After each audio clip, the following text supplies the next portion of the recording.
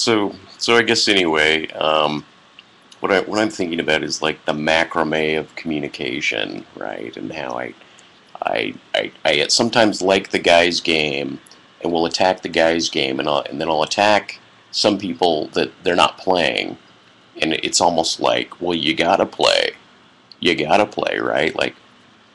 Like trying to change the canvas, the baseline, the ground, or moving against it. And then, but I keep thinking of the macrame of conversation that's going on, and looking at it in terms of waves, topical waves that are going by. And what I found was that the wave comes, and if I start thinking about what it is I think I can contribute topically, that oftentimes, if I just stand back, don't publish a video, and just watch people's videos, generally what it is I was going to say or add is covered by someone else. And I realized, God, I don't really have a part. Like, I really don't have a part to play. Like the insignificance of my existence here, right? And the other people's, taking the time out to watch my videos, listen to my words, and hear what I have to say is, God, it's amazing. I mean, this is a weird public pool, right? And I mean, it's influence. We all influence, and we inject, and then we take what we learn and we bring out into other people, but then we tie it back into our dialogues that we have online, and our expressions online, and it can guide the topics until we reach these points where our connectiveness, the contiguity of our existence relative to one another in this macrame or knit or quilted patterning is so, like, it's nice to stretch out and to listen to anything from politics and economics to very interpersonal, to very, very esoteric dialogues, to very grounded, especially this group that we're in, right, or that I'm in, I guess, this channel of mine, of my few channels that I have. Like, it just they kind of run in weird genres or circles of people. So to be aware of who might be watching, to think about that is pretty amazing. Anyway, God, where do I want to go with this? As far as our differences, like like when I am attacking somebody, that it's not even about the attack. It's almost like the journey. Speaking about the journey of dialogue, life is the journey, not really the end point. How somebody tiptoes through their two lips, and the two lips that they tap, how it is they circumnavigated a particular tulip to get to tiptoe to and tap. At that moment that they tap it, it's kind of interesting. Like, wow, they didn't just tap it, but they span around, they did a little dance, and then they tapped it. And I'm thinking, all these little taps, kind of, especially in philosophy, it's like, they're not, it was almost like how they got to tap it is far more interesting than the tap itself, meaning the point that's being made, the argument itself that's being made. It's interesting at first, but then it's just, then it's like nothing is very surprising. I'm not taken aback by what I'm hearing. I mean, I'm not surprised anymore. I'm not overwhelmed. I'm more. It's more about the whole presentation and ensemble and presence, channel presence, how people are coming across. Right, like I'm in bed. Right, like Like William Burroughs cutting his finger off, shooting his wife, blah, blah, blah. I get rolled, I stir some shit, I break my body. But I also have now, or, I've ruined certain relationships, kind of stay in a grind, right? Because there's very, very far off, how to put it, in a constellation of stars, there's like a grouping of stars that are all together and they're all kind of common, and then the ones that fall away, the more esoteric, I suppose, or eccentric, out of the circle, out of the means, using a different canvas. It's like somehow there's something common about how those ones get along, meaning through my modalities, my travels in life, which are actually pretty small. I think I have probably a very small town attitude towards life and living and whatnot, actually. And that some people, they think that, to be worldly, this is the world stage, so, abide by the civil approaches, use this particular canvas, this particular ground, and make certain that, you're generally pleasant because you want good relationships and good friends and da-da-da. But there's also this watching the other personalities that are skewed, that follow a certain insanity and neurosis that are falling away, that people want to point to and point to the neurosis and point to the things about them and think, oh, that's so weird, and there's something curious about that person. Like, I like them, I want to watch them, or I'm compelled, or what the hell, I'm going to kill some time and let them get into my head, or whatnot. I don't know, somehow I feel like I might connect more with them, but then in an instant want to light speed right back to the group. Okay, well, now that we've taken care of that, let's get back to business, right?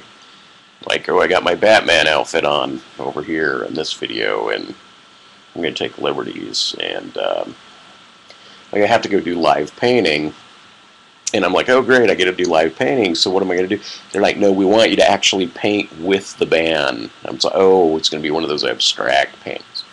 I don't really get to put it together as I want.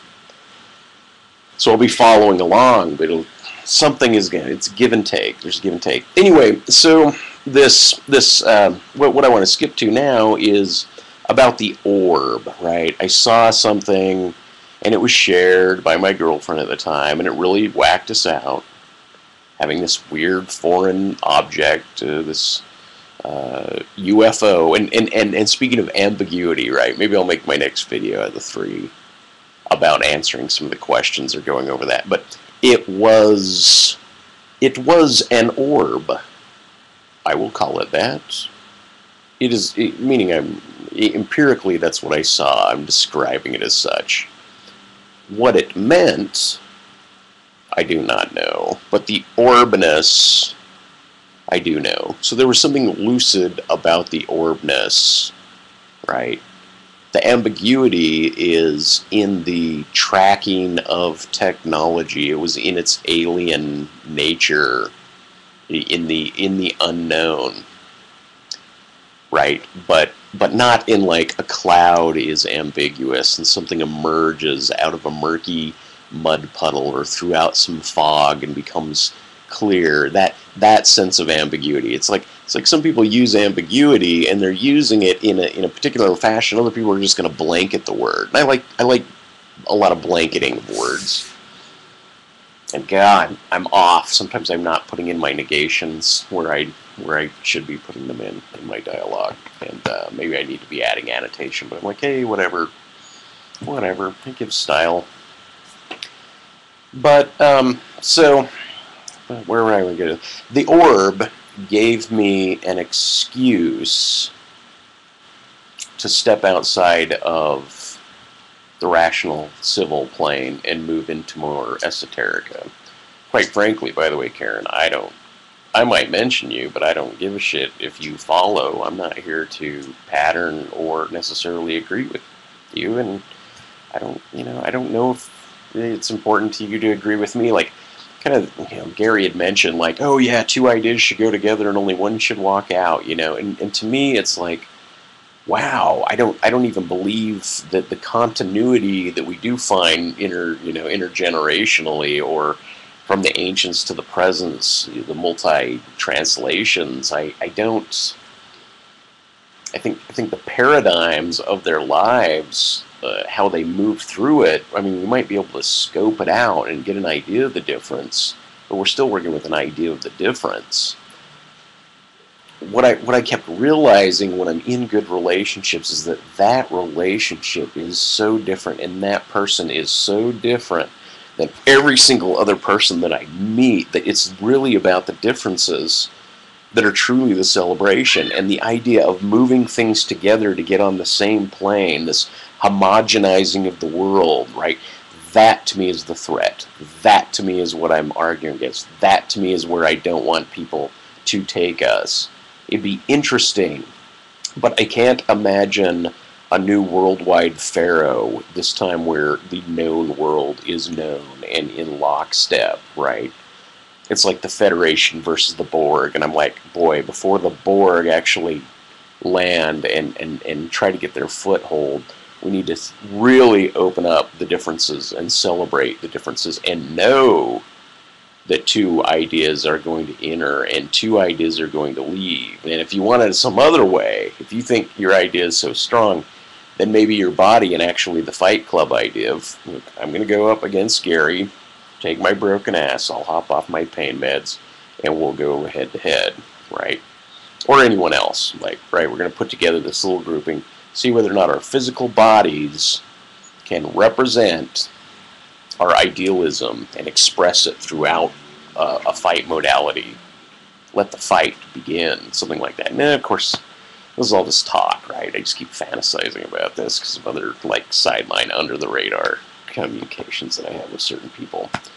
By the way, shout out to Fight Club. Like the communication there. Macarena, hope I don't offend you. Appreciate you entirely. And by the way, you've got one of my more nuanced pieces now. What the fuck? Just where is my photo, man? Better supply that, man, or I'll go to Canada. Okay, Earl, good on ya. Derived energy, I'm really not trying to pick up on you. I just found you, and I was like, everything was so soft. I was like, maybe some grit here might open them up a tad. Anyway, so the orb, once again, gave me an excuse to step outside of what I believe is not just a civil base, platform, baseline, but an actual notion, the scientific, rational notion of how things are put together. Like, this was a breach of that. It gave me reason to start looking at things that might appear religious, irrational, and absurd, and I had to allow a certain amount of irrationality. Well, I call the irrationality irrationality. The irrationality is not ambiguous because I know it's irrational. I still know what's being said, right? Now, the reason I bring that up, and I guess this will go into the next video where I'm going to just kind of go over some of the comments in my last few videos and respond to them, because normally I don't really respond to the comments. And I guess people they're saying a lot, and maybe I should just kind of go over them because, yeah, it's on my mind, whatever. So, how to put this one in closing? Yeah, smattering, spattering, spitting, and gritting one's life out.